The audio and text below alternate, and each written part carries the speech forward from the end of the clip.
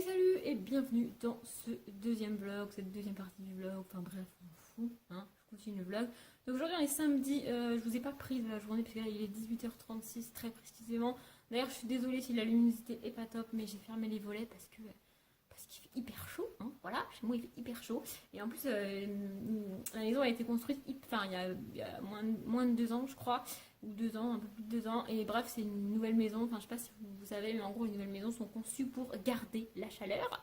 Sauf que dans le sud c'est juste une horreur, voilà. Donc en été on vit avec les volets fermés parce que sinon il fait trop chaud, hein. En hiver c'est cool, mais alors en été il fait hyper chaud. Donc je vais fermer les volets, je suis désolée s'il y a celui-ci ouvert. Donc normalement ça devrait aller. Bref, je vous ai pas pris plus tôt parce qu'en fait je viens juste de finir le tome 3 de Grégor et du coup j'avais rien de nouveau à vous dire. Pour vous dire, ma journée n'a pas été productive du tout. J'ai regardé des séries, j'ai lu, j'ai fait un truc administratif que j'avais à faire et qui m'a pris genre 5 minutes. Wouh, et voilà, j'ai mangé, j'ai pris ma douche, j'ai pas fait grand chose de ma journée. En gros, je viens de finir celui-ci, je vais pas trop en parler, j'ai pas vérifié, mais je crois qu'il vous reste 2 de lectures à regarder avant que vous ne voyez celui dans lequel je vous parlerai des livres que vous avez vus dans ce vlog. Je suis grave en retard sur les lectures, mais c'est pas dramatique non plus. Deux, ouais, enfin deux, je crois qu'il y en a un qui est tourné et un qu'il faut que je tourne. D'ailleurs, je vais m'occuper de ça demain, c'est très cool. Bref, voilà. Je pense que c'est le tome que j'ai le moins aimé jusqu'à maintenant. Même si ça reste une saga que j'adore. Voilà, j'adore l'autrice et j'adore cette saga. Franchement, pour les enfants, c'est juste trop cool. Ça peut peut-être faire un peu peur à certains moments, mais c'est hyper cool. Voilà, moi j'adore. Voilà. Sinon, j'ai un peu avancé dans le Agnès ludique, mais je le lis tout doucement parce que je veux pas le lire trop vite. Voilà.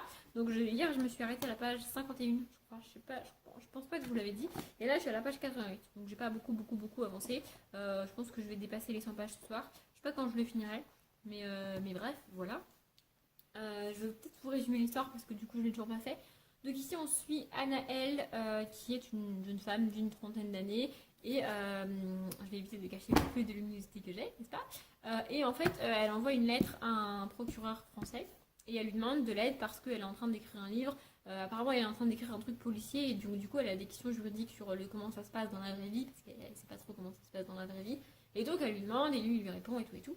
Mais en fait, le truc, c'est qu'au début, j'ai pas compris pourquoi c'était comme ça. Et puis ensuite, j'ai très vite compris en fait ce que cherchait à faire l'autrice.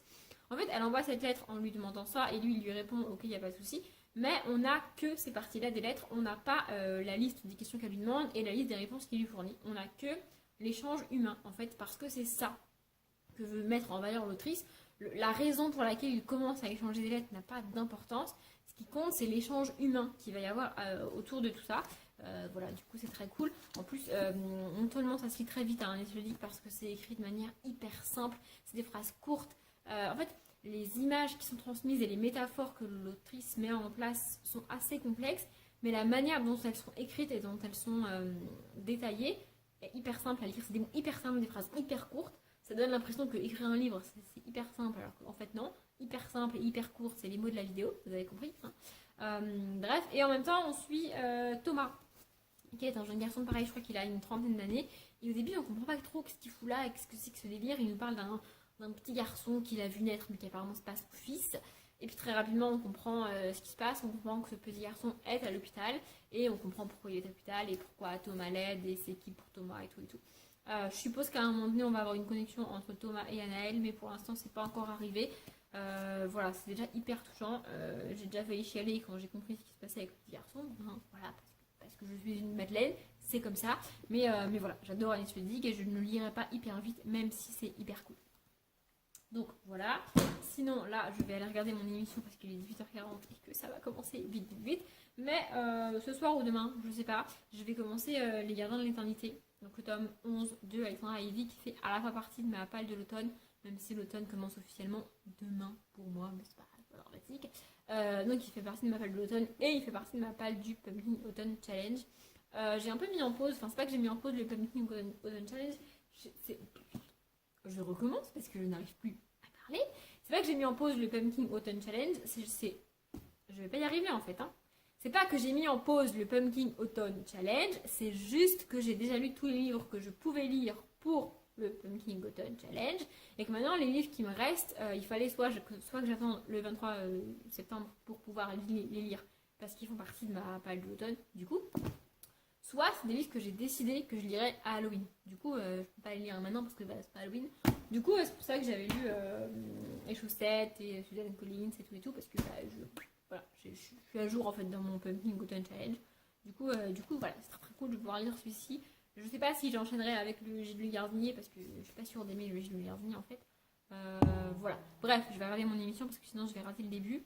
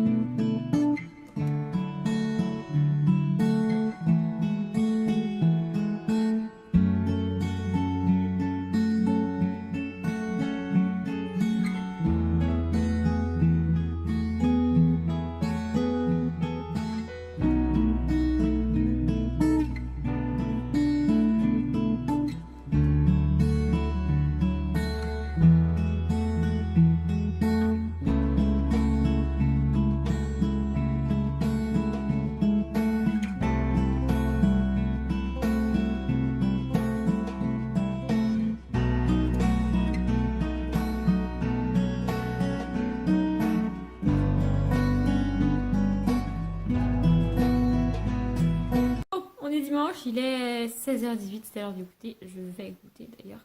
Je vous montre pas parce que sinon je suis capable de renverser. Ce matin et en début d'après-midi, j'ai essayé de faire en sorte que la journée soit un peu plus active et un peu plus productive que celle d'hier.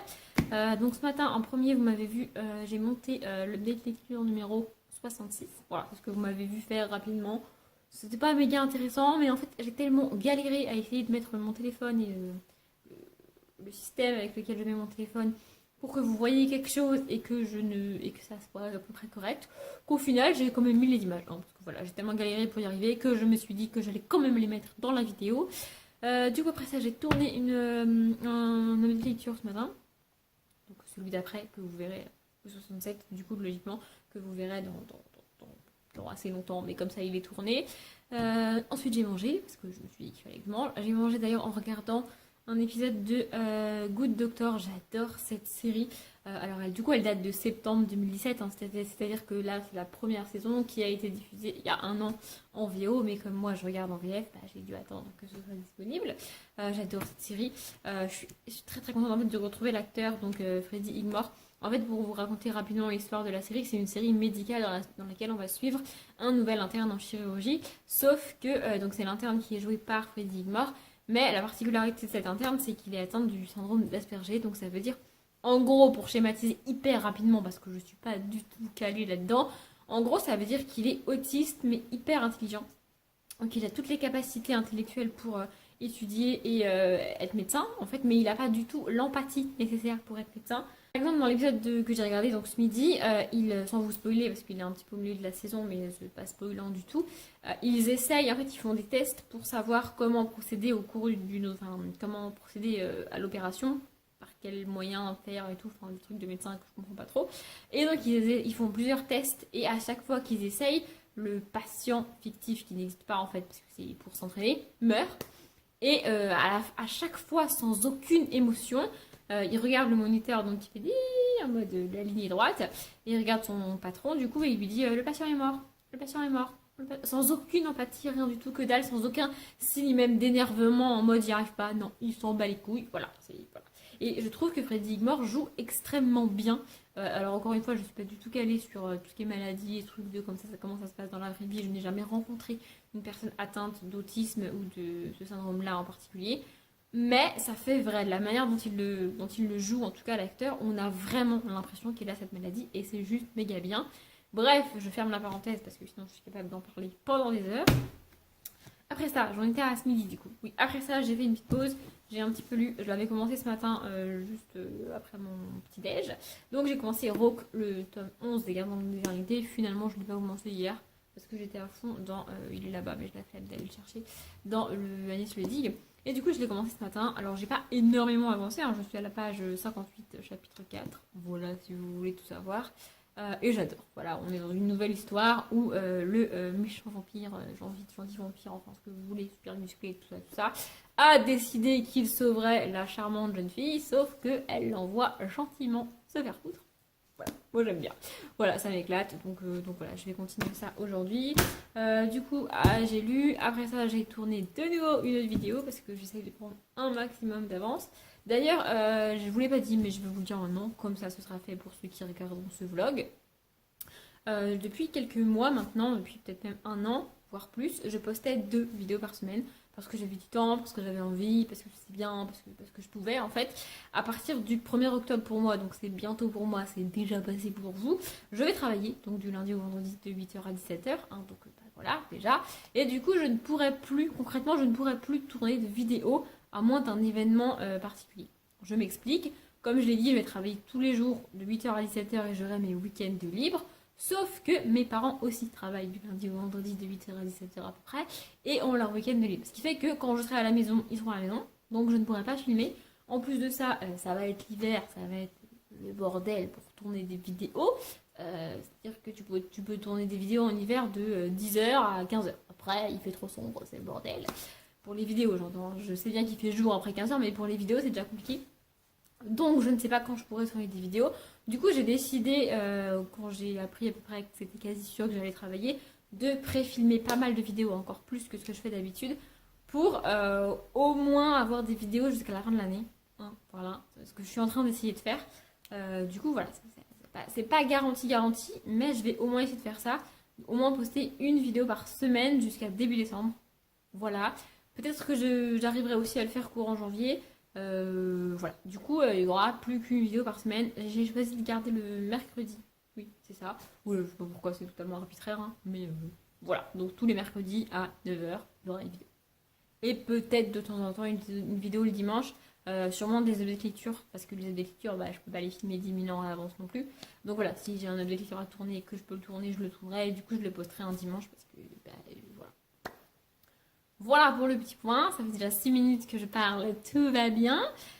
Du coup là je vais prendre mon goûter en regardant un book haul qu'elle a posté il y a quelques jours maintenant, parce que je suis toujours en retard sur les vidéos YouTube, de Amélite. Voilà, j'aime beaucoup sa chaîne, elle part tout doucement, elle est toute douce. Il est rare que suite à une de ses vidéos j'ai envie de lire un livre qu'elle a présenté, mais j'aime bien sa chaîne, j'aime bien regarder ses vidéos, donc là je vais regarder le book haul en mangeant. Bon, finalement, me revoilà et on est toujours dimanche. Il est 19h11, il faut que j'aille me faire à manger et manger parce que j'ai faim. Ouais, j'ai faim. Bref, en fait, j'ai eu envie de vous faire un petit blabla. Voilà, faut pas chercher. En fait, je viens de faire du rangement dans ma chambre, si vous voulez tout savoir. Je viens de trier des papiers, des classeurs, des trucs hyper intéressants. Et en faisant ça, j'ai mis de la musique. Comme je pense la majorité des gens, on fait ça avec un bruit de fond. Comme je mets jamais la télé, j'ai mis de la musique. Et en fait, en écoutant de la musique, donc j'ai mis la musique sur mon téléphone en mode aléatoire, comme d'hab. Et inévitablement, il y a des musiques que j'ai écoutées en lisant qui sont passées. Par exemple, j'ai eu celle de Calendar Girl, j'ai eu celle de Legend, j'ai eu celle de... non, pas la Magie de Paris, le Sans Jamais N'oublie, le tome 1 de Lucie Pirapiajo, mais le nom de la saga ne me revient pas, ce sera écrit en barre d'infos de toute manière.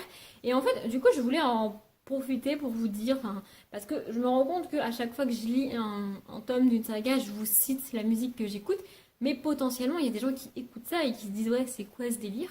En fait, ce délire, c'est que depuis très longtemps, depuis pas mal d'années, j'écoute de la musique en lisant une saga. J'ai commencé à faire ça parce que j'allais à la fac en tram, que je lisais dans le tram, écrire avec les gens qui parlent autour. Moi, je n'y arrive pas. Le moindre bruit, c'est pas possible, j'y arrive pas.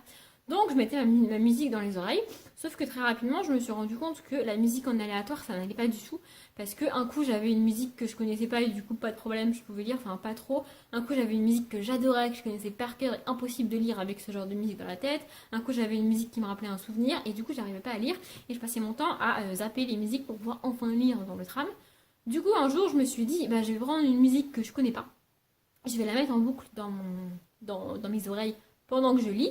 Comme ça, comme au départ je la connais pas, ça me pose pas de problème qu'elle passe en boucle. Et au bout d'un moment, j'oublie que j'ai de la musique. Ça me fait une espèce de bruit de fond dans les oreilles qui me permet de lire et qui m'empêche d'entendre les bruits autour, justement. Et puis, donc voilà, j'ai commencé à faire ça. La toute première saga avec laquelle j'ai fait ça sans même me rendre compte, c'est Hunger Games. Et la deuxième, c'est celle de Darry Dan Jones, donc Charlie Davidson. Ça a fait un espèce de syndrome de Pavlov, je crois que ça s'appelle comme ça. Enfin, le gars qui a découvert ça s'appelle Pavlov, en tout cas, c'est sûr. Et parce qu'un jour, quand je suis rentrée dans la cafétéria de la fac, la musique que j'écoutais en lisant Charlie Davidson, donc à savoir Je ne dirai rien de Black M, passait dans la cafétéria. Et en fait, en écoutant la musique, j'ai été littéralement catapultée dans l'univers de Charlie et je n'écoutais absolument plus rien ce qu'on me racontait. Il y avait une fille qui me parlait, je ne sais absolument pas ce qu'elle m'a dit. J'étais à fond dans Charlie, ça m'a rappelé. J'ai eu des flashs dans ma tête, des scènes que j'avais imaginées de Charlie, des événements qui s'étaient passés. Et je me suis dit, waouh, c'est trop cool. Et c'est à partir de ce moment-là que j'ai commencé à faire ça. Et là, par exemple, quand j'ai eu la musique de Lucy Pirapajo, le nom de la saga, décide les mystères de Larry Spem. Ça y est, les mystères de Larry Spem sont revenus dans mon cerveau.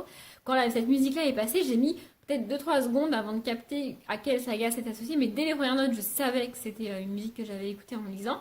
Et du coup, ça m'a rappelé l'univers. Déjà que j'ai très très très envie de lire le tome 2, mais que je n'ai pas encore acheté. Mais là, ça m'a juste grave donné envie de lire la suite. Pareil pour Legend, voilà, j'ai laissé les images venir dans ma tête en fait. Et je trouve ça hyper cool. Quand on est en train de lire la saga, avoir la musique, ça nous aide à replonger dans l'univers du coup. Par exemple, ça va être le cas avec Les Mystères de Larry Spem parce que j'ai lu le tome 1 en tout début d'année ou en fin d'année dernière même, je crois. Non, début d'année, je crois. Ouais, début d'année. Et du coup, ça fait un moment que j'ai lu le tome 1, donc mes souvenirs sont flous. Mais il suffit que je mette la musique et j'ai des images dans la tête qui reviennent. Alors, je pense pas que ça marche que sur moi, hein, parce que si Pavlov a prouvé que ça marchait, en fait, je blablate depuis déjà longtemps, donc si en plus je vous fais le discours de Pavlov, on en a pour une demi-heure. Du coup, si vous savez pas qu'est-ce que c'est Pavlov, qu'est-ce qu'il a fait, qu'est-ce que c'est que ce truc que je suis en train de vous parler, allez vous renseigner. Pavlov est un philosophe-chercheur, je crois. Et du coup, il a prouvé que avec des stimuli comme la musique et la lecture, pour moi par exemple, ça nous rappelle, un stimuli nous rappelle quelque chose. Bref, voilà, je trouve ça très cool. Du coup, je voulais un petit peu expliquer tout ça parce que je cite les musiques à chaque fois, mais peut-être que ça ne vous dit rien, c'est fortement possible.